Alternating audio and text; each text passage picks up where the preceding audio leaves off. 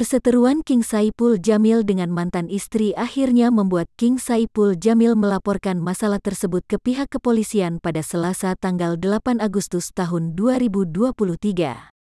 Kami datang kemari adalah terkait laporan Saipul Jamil dugaan tindak pidana, pencemaran nama baik dan fitnah, ujar pengacara Saipul Jamil dalam video yang diunggah akun selebgram di YouTube. Terima kasih untuk keluarga besar ya, khususnya media. Sejak sore jam 4 ya sudah di sini ya, sampai malam seperti ini kita ucapkan terima kasih sangat luar biasa, terima kasih banyak. Pertama kami datang kemari adalah terkait hal laporan Saipul Jamil ya, dugaan tindak pidana pencemaran nama baik dan fitnah. Nah, seperti itu. Dan menurut pengacara Saipul Jamil bahwa pihaknya sudah memberikan 2 alat bukti berupa video yang mana video tersebut diduga mengandung unsur asusila dan pencemaran nama baik dan fitnah yang seharusnya tidak disebarluaskan. Teman-teman, ini laporan kita sudah diterima dan laporan ini atas 2 video yang sudah diupload. Saya kira teman-teman sudah tahu, terlapornya kita pakai inisial aja DP.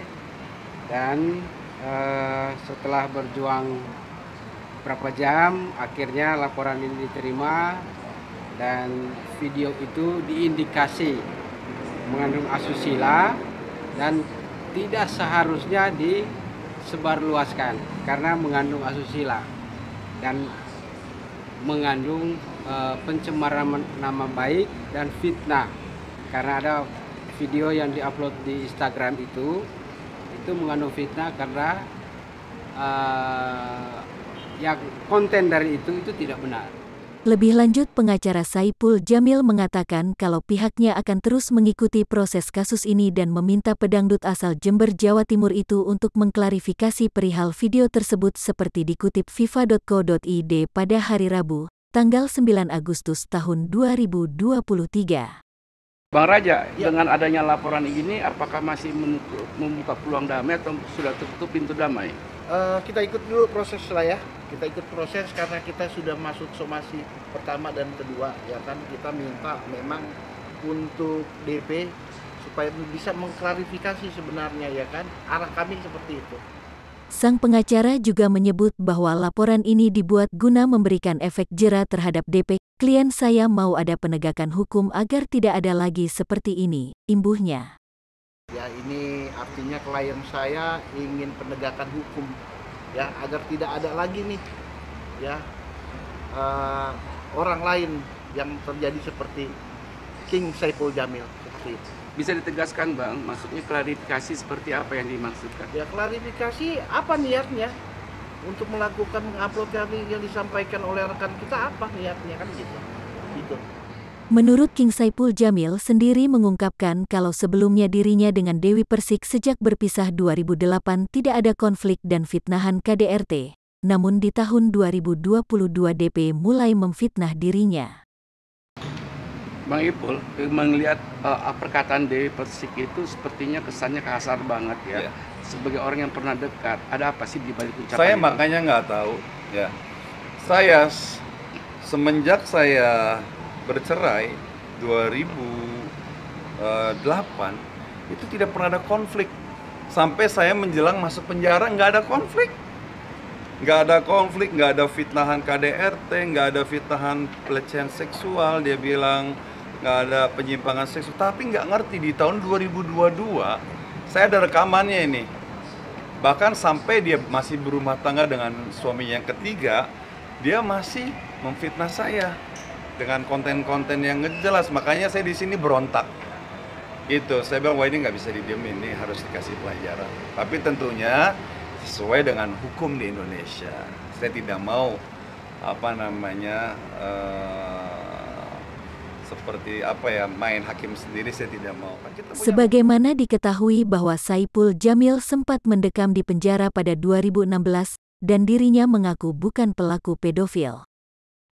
Dulu saya dibilang zalim sama orang, ya kan? Dan ternyata terbukti. Ya, saya harus mempertanggungjawabkan gitu kan. Artinya saya sebagai warga negara yang pada waktu dulu 2016 dianggap sudah melakukan kejahatan, ya saya dengan ikhlas saya mengakui kejahatan itu dan sudah selesai. Jadi apalagi yang mau dipersoalkan kan, kecuali kalau memang saya kabur, saya tidak bertanggung jawab, silakan dipersoalkan, ini semuanya sudah selesai. Untuk apa? Dan satu lagi, saya akan nunjukin lagi satu video. Jadi memang orang ini terus menyerang saya, seperti seolah-olah dia tidak takut atau kebal hukum. Oke, misalkan memang dia tujuannya adalah untuk mensosialisasi tentang pedofil dan KDRT, saya pun setuju. Ya, saya juga benci sama pedofil, sama KDRT, saya menentang. Ayo sama-sama. Tapi kalau tujuannya ini memang benar-benar untuk menyinggung saya, kalau misalkan saya tegaskan sekali lagi, saya bukan pelaku pedofil. Kenapa saya berani berbicara seperti itu? Keputusan pengadilan ingkrah tidak ada pedofil. Ya, tidak ada pedofil. Anda tahu pedofil apa? Pedofil itu adalah korbannya anak bocah di bawah 14 tahun. Sedangkan pada waktu 2016 yang menjadi korban saya pada masa lalu itu umurnya sudah mencapai hampir 18 tahun. Dan dia sudah punya KTP. Itu menurut pengakuannya, ya kan, 18 tahun bisa lebih. Tapi kurang kayaknya nggak mungkin, ya kan.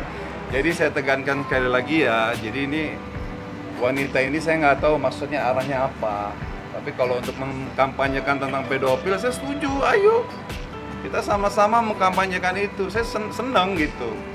Tapi kalau tujuannya, misalkan dia tujuannya ke saya, sorry, gue nggak akan pernah mengakui, karena memang gue bukan pedofil.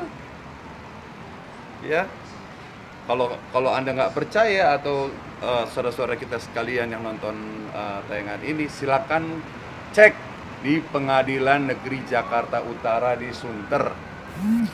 Saya siap menerima apapun konsekuensinya, ya. Kalau memang ternyata di sana ya saya tidak terdaftar sebagai pedofil, atau misalnya ternyata terbukti pedofil, saya siap terima. Tapi kalau saya bukan, ya masa saya mesti ngaku? Ya kan? Ini sudah ingkrah loh di pengadilan loh. Nggak mungkin pengadilan sembarangan memberikan hasil keputusan dari sebuah perkara ya. Gitu. Jadi tidak ada pedofil, mohon maaf lagi, tidak ada sodomi. Tidak ada ya, saya tekankan sekali lagi. Kalau masih nggak percaya silakan. Pengadilannya masih berdiri kokoh. Ya, bahkan dengan bangunan baru di Sunter. Kalau nggak percaya lagi, takutnya kan kita kadang-kadang mengadakan pembenaran ya. Tapi saya nggak berani bohong. Saya bilang, saya ngebohongin satu orang aja dosanya minta ampun. Makanya saya mau bertanggung jawab pada saat saya dituduh melakukan pelecehan seksual tahun 2016 gitu. Dan saya langsung mengakui, gitu, ya kan? Saya nggak mau nutup-nutup, memang udah terjadi. Ya, saya nggak pakai berontak karena saya mengakui memang saya salah gitu.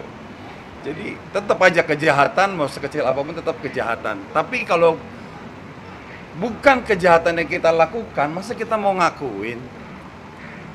Ya nggak? Dan saya tidak mau tinggal diam sekarang, makanya saya melawan.